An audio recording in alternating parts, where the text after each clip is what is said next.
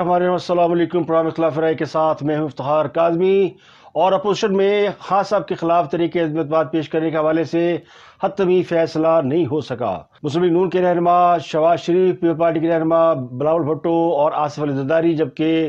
PDM के सरबराह मौलाना फजलुर रहमान के दरमियान फिर एक मुलाकात होगी जिसमें हतमी लाहे अमल तय किया जाएगा। शहबाज शरीफ और आसिफ अली जरदारी की मुलाकात हुई जिसमें तरीके अदम एतमाद और दीगर ऑप्शंस पर मुशावरत की गई। जमीयतुल उलमा इस्लाम के मौलाना असद महमूद भी इन मुज़ाकरात में शरीक हुए। इस मुलाकात में बहुत से अहम अमूर के अलावा जो सबसे टॉप प्रायोरिटी पे एजेंडा था वो खान साहब के खिलाफ तरीके अदम एतमाद का था। शहबाज शरीफ और आसिफ जरदारी के दरमियान जो मुलाकात हुई उसके बारे में अंदरूनी कहानी सामने आ गई है, जिसके मुताबिक मुस्लिम लीग नून की जानिब से तजवीज़ दी गई थी कि हुकूमत के 10 से 15 नाराज अरकान जो कि हुकूमत के खिलाफ तरीके अदम एतमाद में अपोजिशन का साथ देना चाहते हैं वो अपने इस्तीफे स्पीकर को पेश कर दें। स्पीकर को इस्तीफे पेश करने से ये होगा कि हुकूमत अपनी अक्सरियत खो बैठेगी, लेकिन पीपल पार्टी ने इस तजवीज़ की हिमायत नहीं की। पीपल पार्टी का ख्याल ये है कि अगर स्पीकर ने इस्तीफे मंजूर न किए तो अपोजिशन की बहुत सुबकी होगी, इसलिए बेहतर है कि अपोजिशन सबसे पहले स्पीकर के खिलाफ तरीके अदम एतमाद लेकर आए। स्पीकर के खिलाफ तरीके अदम एतमाद पेश करने से और कामयाब होने से पीडीएम या अपोजिशन को कामयाबी हासिल हो सकती है। ज़राए का कहना है कि नून लीग की तजवीज़ पर पीपल पार्टी ने शदीद तहफ़्फ़ुज़ात का इजहार किया है और मौलाना फजलुर रहमान के साथ मुशावरत करने का फैसला किया गया है। अब तीनों जमातों की सीनियर क़यादत कल शहबाज शरीफ की रिहाइशगाह पर मुलाकात करेगी और इस बात का फैसला करेगी कि हुकूमत के खिलाफ यानी वज़ीर-ए-आज़म के खिलाफ तरीके अदम एतमाद लाई जाए या स्पीकर कौमी असम्बली के खिलाफ तरीके अदम एतमाद लाई जाए या फिर इस्तीफ़ों का ऑप्शन इस्तेमाल किया जाए। तो ये तीन ऑप्शन तरीके एतमाद के हवाले से या हुकूमत को गिराने के हवाले से अपोजिशन के जहन में चल रहे हैं। तो ज़रा ये कहते हैं कि पीपल पार्टी ने वज़ीर-ए-आज़म से पहले स्पीकर के खिलाफ तरीके अदम एतमाद लाने की तजवीज़ दी है और पीपल पार्टी का ख्याल ये कि स्पीकर को हटाए बगैर वज़ीर-ए-आज़म के खिलाफ तरीके अदम एतमाद कामयाब नहीं हो सकती। अगर वो स्पीकर को हटाते हैं तो उनकी जगह पर जो स्पीकर लाया जाएगा वो अपोजिशन का हो सकता है और फिर वज़ीर-ए-आज़म के खिलाफ एतमाद के वोट का मामला सामने आया तो फिर स्पीकर उसमें फैसला कुन किरदार अदा कर सकता है। तो सबसे पहले स्पीकर को तब्दील किया जाना चाहिए। पीपल पार्टी ने मशवरा दिया है कि सबसे पहले स्पीकर के खिलाफ मैदान में उतरा जाए और इस तजवीज़ को मुस्लिम लीग नून ने अपने कायद नवाज शरीफ के सामने रखने का फैसला किया। नवाज शरीफ इस मीटिंग में शरीक नहीं हुए, लेकिन ज़रा ये कहते हैं कि उनका फ़ोन पर मुसलसल रब्ता रहा, उन्हें अपडेट फराहम की जाती रही कि क्या गुफ्तो शुनीद हो रही है। अब ये मामला नवाज शरीफ के पास है, वो आज इस पर फैसला करेंगे और कल जब तीनों बड़ों की मुलाकात होगी यानी तीनों जमातों के बड़ों की मुलाकात होगी तो उसमें कोई हतमी लाहे अमल तय किया जाएगा। तो अपोजिशन जमातों की जानिब से हुकूमत के खिलाफ तरीके अदम एतमाद लाने का जो ऐलान किया गया है उसके हवाले से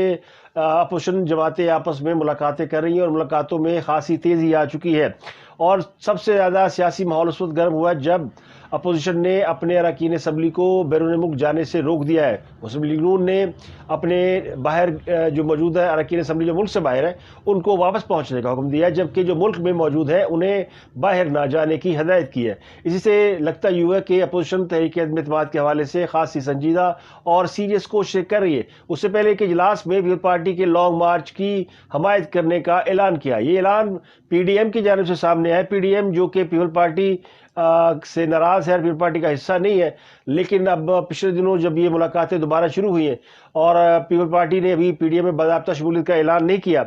लेकिन पीडीएम ने अखलाकी तौर पर इन मुलाकातों के बाद और अपोजिशन के एक प्लेटफॉर्म पर होने की वजह से ये तय किया है कि पीपल पार्टी के लॉन्ग मार्च की हमायत की जाएगी। अपोजिशन इत्तेहाद पाकिस्तान डेमोक्रेटिक मूवमेंट ने जो पीपल पार्टी का लॉन्ग मार्च है उसके हवाले से जो तफसीलात दी है या जो एजेंडा या प्लान जारी किया है उसके मुताबिक मुस्लिम लीग नून पंजाब में जमीयतुल उलमा इस्लाम खैबर पख्तूनख्वा में लॉन्ग मार्च का इस्तकबाल करेंगे, जबकि बलूचिस्तान, आज़ाद कश्मीर और गिलगित बल्तिस्तान में भी लॉन्ग मार्च का इस्तकबाल किया जाएगा। पीपल पार्टी का प्लान ये है कि उनका लॉन्ग मार्च जीटी रोड से गुजरेगा और पीडीएम की जमातों के कारकुनान हर शहर में इस लॉन्ग मार्च का इस्तकबाल करेंगे। پیپل پارٹی لانگ مارچ پہ کسی بھی جگہ پر سٹیج نہیں لگائے گی، جبکہ قائدین مرکزی کنٹینر سے ہی خطاب کریں گے۔ اسلام آباد میں پیپل پارٹی کے جلسے میں مرکزی قیادت کی شرکت کے لیے پی ڈی ایم میں مشاورت جاری ہے، تاہم ابھی یہ فیصلہ نہیں ہو سکے کہ پی ڈی ایم کے قائدین اسلام آباد کے جلسے سے خطاب کریں گے یا نہیں کریں گے۔ اور پیپل پارٹی نے یہ بھی اناؤنس کر دیا ہے کہ وہ اسلام آباد میں دھرنا نہیں دیں گے بلکہ وہ جلسہ کریں گے۔ پیپل پارٹی کے لانگ مارچ میں اسلام آباد پہنچنے پر جلسہ ہوگا، دھرنا نہیں دیا جائے گا، لانگ مارچ ریڈ زون میں داخل نہیں ہوگا، جبکہ وزیر اعظم کے خلاف تحریک اعتماد کی تاریخ کا اعلان بھی اس جلسے میں متوقع ہے۔ اب پاکستان پیپل پارٹی کی جانب سے حکومت کے خلاف 27 فروری سے یہ لانگ مارچ شروع ہوگا، جو کہ مدار قائد کراچی سے ہوتا ہوا مختلف صوبوں سے ہوتا ہوا پہنچے گا اسلام آباد، اور اس کے بعد اسلام آباد میں ایک جلسہ ہوگا جس میں اپوزیشن کے مرکزی قائدین خطاب کریں گے۔ اس کے علاوہ جو آج میٹنگ ہوئی شہباز شریف اور اسد الزرداری کی، اس کا مشترکہ اعلامیہ جاری کر دیا گیا ہے، اور اس مشترکہ اعلامیہ میں یہ کہا گیا کہ حکومت عوام کی جان و مال کا تحفظ اور بنیادی ضروریات زندگی کو پورا کرنے میں ناکام ہو چکی ہے، اس لیے اس حکومت کے اقتدار میں رہنے کا کوئی جواز موجود نہیں ہے۔ اس کے علاوہ ملک میں جاری یعنی لا اینڈ آرڈر کی صورتحال کے اوپر تشویش کا اظہار کیا گیا، اور بگڑتی ہوئی معیشت اور مہنگائی کے اوپر بھی شدید کنسرن ظاہر کیے گئے ہیں۔ تو اب جو مشترکہ اعلامیہ جاری کیے گئے اس کے مطابق مرکزی قائدین کل شہباز شریف کی رہائش گاہ پر ملیں گے، اور اس کے بعد تحریک عدم اعتماد کے حوالے سے طریقہ کار پر اتفاق رائے ہونے کا امکان موجود ہے۔ تو یہ دو بڑی خبریں تھیں جو کہ تحریک عدم اعتماد کے حوالے سے۔ اس کے علاوہ کل خان صاحب نے 23 فروری کو روس کا دورہ کرنا ہے۔ روس کے حالات دن بدن جو ہے وہ خراب ہوتے جا رہے ہیں۔ روس اور یوکرین یعنی روس کی فوجیں یوکرین کی سرحدوں پر موجود ہیں، اور اس بات کا خدشہ ظاہر کیا جا رہا ہے کہ کسی بھی وقت روس یوکرین پر حملہ کر سکتے ہیں۔ آج روسی صدر پیوٹن نے بھی پریس کانفرنس کی اور یوکرین کے بعض حصوں کو انہوں نے آزاد قرار دیا، اور انہوں نے کہا کہ انہوں نے اپنی فوجیں وہاں بھیجنے کا فیصلہ کیا ہے۔ تو اس سے لگتا یہ ہوا کہ جب خان صاحب وہاں پہنچیں گے تو ممکن ہے کہ روس یوکرین پر اٹیک کر چکا ہوا۔ اس کے علاوہ اطلاعات یہ ہے کہ یوکرین جو ہے وہ بھی پاکستان سے یعنی حکومت پاکستان سے اس بات کی خواہش رکھتا ہے کہ وہ روسی صدر کے ساتھ ان کے معاملات کو بہتر بنانے میں تعاون کریں گی یا ان کی ہیلپ کریں گی۔ یعنی خان صاحب جب روس جائیں گے تو وہ ان کی روسی صدر سے درخواست کریں گے کہ وہ یوکرین پر حملہ نہ کرے، لیکن روس نے یوکرین سے منسلک جو معاہدہ ہے، منسک معاہدہ کہلاتا ہے، یہ وہ امن معاہدہ، یہ پیس پروسیس جو منسک کے نام سے ہے، اس کو انہوں نے روسی صدر نے کہا کہ وہ پورا کرنے میں ناکام ہوا، اس لیے یوکرین کے ساتھ وہ امن معاہدے کے پابند نہیں ہے، جس کا مطلب یہ کہ پیوٹن جو ہے وہ اعلان جنگ کر رہے ہیں۔ ان حالات میں وزیر اعظم پاکستان روس کے دورے سے کوئی فائدہ حاصل کر پائیں گے یا نہیں کر پائیں گے، یہ سوال اپنی جگہ ہنوز حل طلب ہے، اور کیا ان کے جانے سے پہلے یہ اگر سب کچھ ہو گیا تو وہ یعنی اپنے دورے کو کس طرح سر انجام دے پائیں گے۔ تو یہ دو بڑی خبریں۔ اس کے علاوہ تیسری بڑی خبر وہ پیکا آرڈیننس کے حوالے سے۔ اس پر آج اپوزیشن جماعتوں نے جب ملاقات کی شہباز شریف اور اسد الزرداری نے، تو انہوں نے بھی پیکا آرڈیننس کے اوپر خاصی تشویش کا اظہار کیا، اس لیے ملک بھر کی جو ممتاز تنظیمیں ہیں، وکلاء تنظیمیں اور وکلاء association, bar association, supreme court bar association سب سے بڑی، انہوں نے اس قانون کو چیلنج کرنے کا فیصلہ کیا، اور یہ قانون عدالت میں چیلنج بھی کر دیا گیا ہے۔ تو پیکا ایکٹ کے خلاف درخواست اسلام آباد ہائی کورٹ میں سماعت کے لیے باقاعدہ مقرر کر دی گئی ہے۔ یہ درخواست جو ہے وہ اس درخواست میں یہ درخواست کل اس کی سماعت ہوگی۔ اس درخواست کو پی ایف یو کی جانب سے رضوان قاضی نے وکیل عادل عزیز قاضی کے ذریعے اسلام آباد ہائی کورٹ میں دائر کی ہے، جس میں کہا گیا کہ حکومت نے پیکا قوانین میں آرڈیننس کے ذریعے ترمیم اس وقت کی جب ایک دن پہلے ایوان بالا کا اجلاس جاری تھا۔ حکومت نے ڈرافٹ پہلے سے تیار کر لیا تھا، اور قانونی سازی سے بچنے کے لیے سیشن کے ختم ہونے کا انتظار کیا گیا، اور یہ بھی کہا گیا کہ ترمیمی آرڈیننس صرف کچھ مخصوص قسم کے صحافیوں کو فروغ دینے، خبریں اور تنقید کی حوصلہ شکنی کے لیے ہے۔ اس کے علاوہ پیکا ترمیمی آرڈیننس لاہور میں بھی کی عدالت میں بھی چیلنج کر دیا گیا ہے، اور اس میں بھی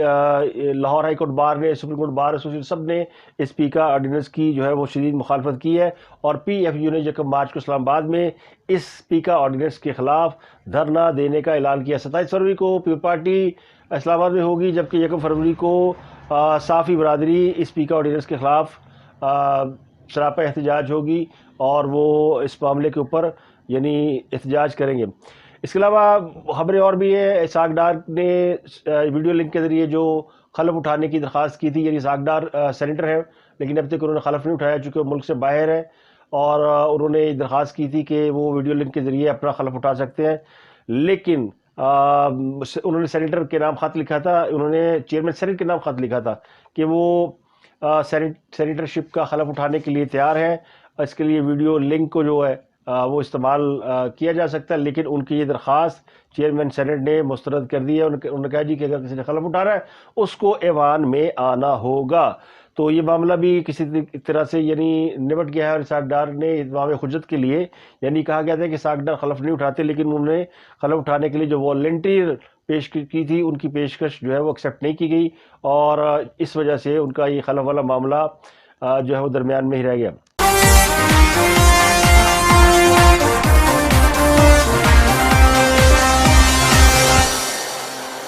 اب اس سلسلے میں دو خبریں اور آپ کے ساتھ شیئر کرتے ہیں۔ شیخ رشید نے آج یہ کہا ہے کہ وزیر اعظم کے خلاف تحریک عدم اعتماد میں 172 اراکین کو لانا اپوزیشن کا کام ہے۔ جو ناکامی پر یہ کہے گی کہ فون کال آ گئی اور وہ پتہ نہیں کرونا ہو گیا اور کیا ہو گیا، تو شیخ رشید نے آج کافی دنوں کے بعد وہ منظر عام پر آئے اور انہوں نے تحریک عدم اعتماد کے حوالے سے اپنے اعتماد کا اظہار کیا۔ ان کا خیال یہ ہے کہ اپوزیشن کا کام ہے کہ وہ مطلوبہ اراکین کی تعداد کو ثابت کرے، حکومت کا یہ کام نہیں ہے، یعنی وزیر اعظم کا یہ کام نہیں کہ وہ اپنی اکثریت کو ثابت کرے۔ اس سے پہلے اپوزیشن کو اکثریت میں یعنی 172 اراکین کو ثابت کرنا کہ ہمارے پاس میجورٹی ہے، یہ ان کا کام ہے۔ تو انہوں نے ایک اور دعویٰ کیا ہے کہ 23 مارچ کو اپوزیشن اسلام آباد نہیں آئے گی۔ ان کا اس دعوے کے پیچھے فی الحال تو ایک ہی بات نظر آتی ہے کہ اپوزیشن یا تو اس سے پہلے ہی کامیاب ہو جائے گی، حکومت کا گھر چلی جائے گی، یا پھر کوئی اور وجہ جو سمجھ میں نہیں آتی کہ کس بنیاد پر انہوں نے یہ دعویٰ کیا کہ 23 مارچ کو اپوزیشن اسلام آباد نہیں آئے گی۔ تو کیونکہ زیادہ تر لوگوں کا خیال یہ ہے کہ 23 مارچ سے پہلے ہی حکومت کے بارے میں فیصلہ ہو جائے گا کہ وہ رہے گی یا جائے گی۔ اگر اپوزیشن نے تحریک عدم اعتماد پیش کی اور وہ کامیاب ہو گئی تو حکومت چلی جائے گی، اگر تحریک عدم اعتماد ناکام ہوئی تو خاص سب رہیں گے، پھر لانگ مارچ یا دھرنے کی ضرورت نہیں رہے گی۔ تو شیخ صاحب کا دعویٰ بلا سبب نہیں ہے، لیکن جو ساتھ ہی انہوں نے ایک اور بڑی بونگی ماری ہے، اور بونگی ماری انہوں نے کہ جی اگر مسلم لیگ نون جا سکتی ہے چودھریوں کے گھر 14 سال بعد، تو پھر خان صاحب کو بھی جہانگیر ترین سے صلح کر لینے میں کوئی حرج نہیں۔ تو اس کا مطلب یہ ہے، یہ سب سے بڑی بات ہے جس نے آج ایک نیا بحث کا موضوع کھولا ہے کہ اگر شیخ رشید نے یہ مشورہ دیا خان صاحب کو جہانگیر ترین کے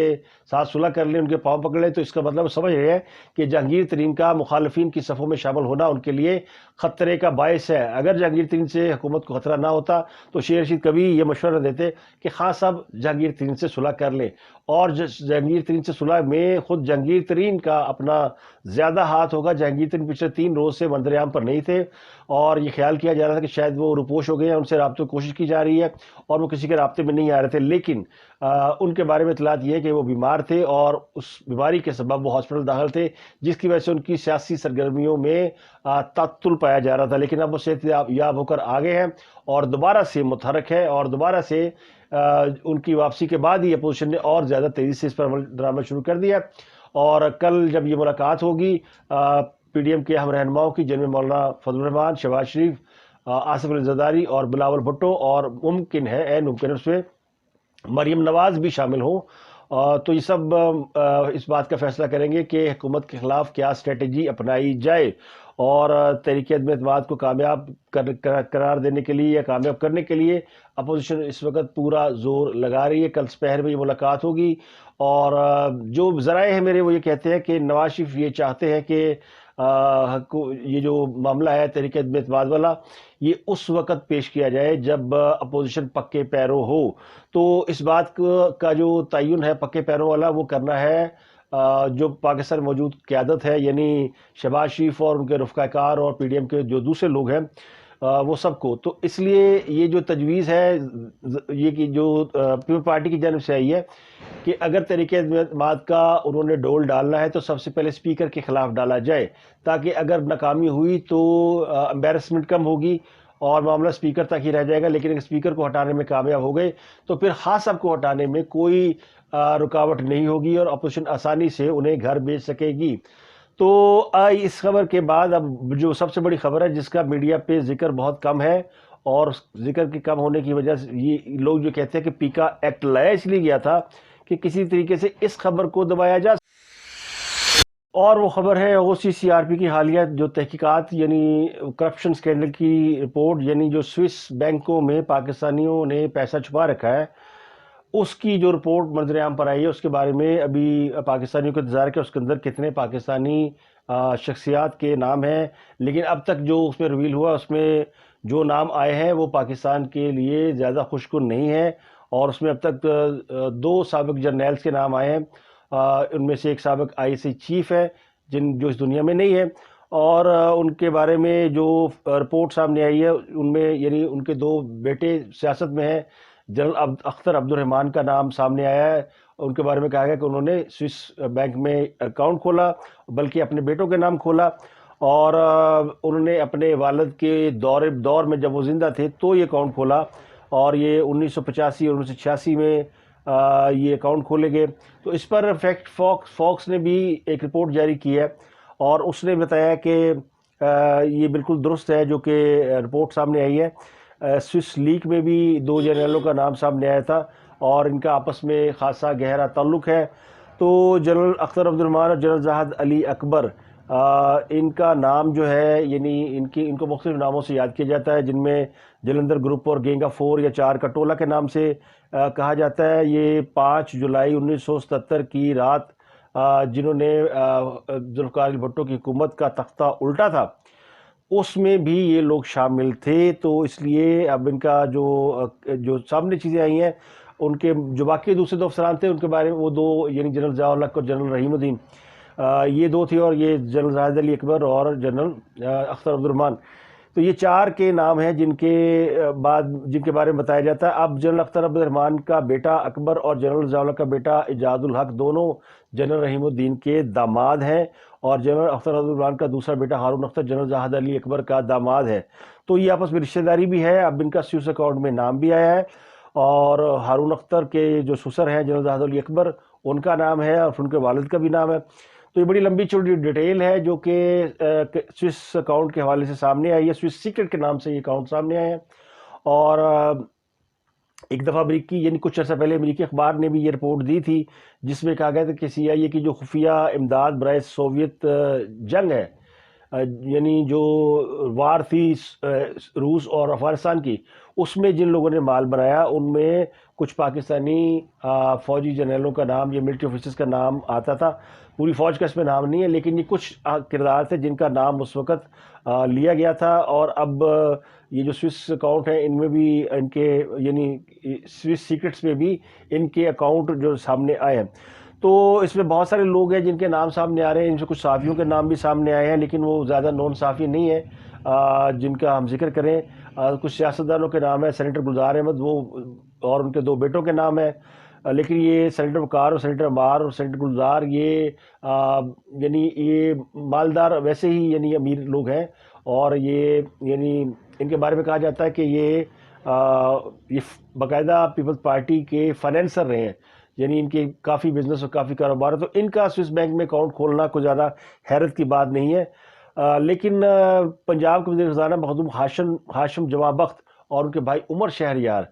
ان کا جو ہے یعنی یہ خسرو مختار کے بھائی ہیں، ان کا وہاں پہ اکاؤنٹ کھولنا 2011 سے 2012 کے دوران یہ ایک ذرا حیرت کا مقام ہے. لیکن چونکہ اس وقت خسرو مختار تو کہیں اقتدار کی انجوائے کر رہے ہوں گے، لیکن ہاشم بخت اور یہ نہیں تھے اس میں. لیکن بہرحال ان کا نام آیا. اس کے علاوہ پیپل پارٹی کے سینیٹر سیف اللہ بنگش، وہ بھی اس دنیا میں نہیں ہے، ان کا بھی نام آ رہا ہے. اور ایک میڈیا گروپ کے مالک ہیں، ان کا بھی نام آیا ہے، لیکن وہ بھی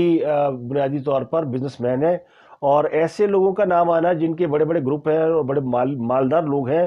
ان کا زیادہ حیران کن بات نہیں. لیکن چونکہ سوئٹزرلینڈ میں جو اکاؤنٹ کھولے جاتے ہیں ان کے بارے میں کہا جاتا ہے کہ وہ غیر قانونی دولت کو چھپانے کے لیے یا پھر دولت کو ٹیکس سے بچانے کے لیے چھپائی وہاں پہ اکاؤنٹ کھولے جاتے ہیں. تو یہ ابھی ڈیٹا جو ہے نا، یہ ابتدائی ڈیٹا ہے جس میں بڑے لوگوں کے نام ہیں، لیکن اس میں ابھی انتظار کرنا باقی ہے کہ کیا اس میں نون پولیٹیکل فیملی شامل ہے جن کے اوپر ہاں صاحب کرپشن کا الزام لگاتے ہیں، جن میں شریف فیملی، جن میں زرداری فیملی. یہ 2 وہ فیملی ہیں جن کے اوپر تحریک انصاف کی پوری سیاست گھومتی ہے کہ ان 2 جماعتوں نے مال کمایا ہے. تو اب دیکھنا یہ کہ سوئس سیکرٹس کے اندر اور کیا نکلتا ہے، اور کیا یہ سوئس سیکرٹس اس لیے لائے گئے تھے یعنی پی کا ایکٹ اس لیے لایا گیا تھا کہ کوئی اس کے اوپر بات نہ کرے، لیکن یہ بات چھپانے والی نہیں ہے،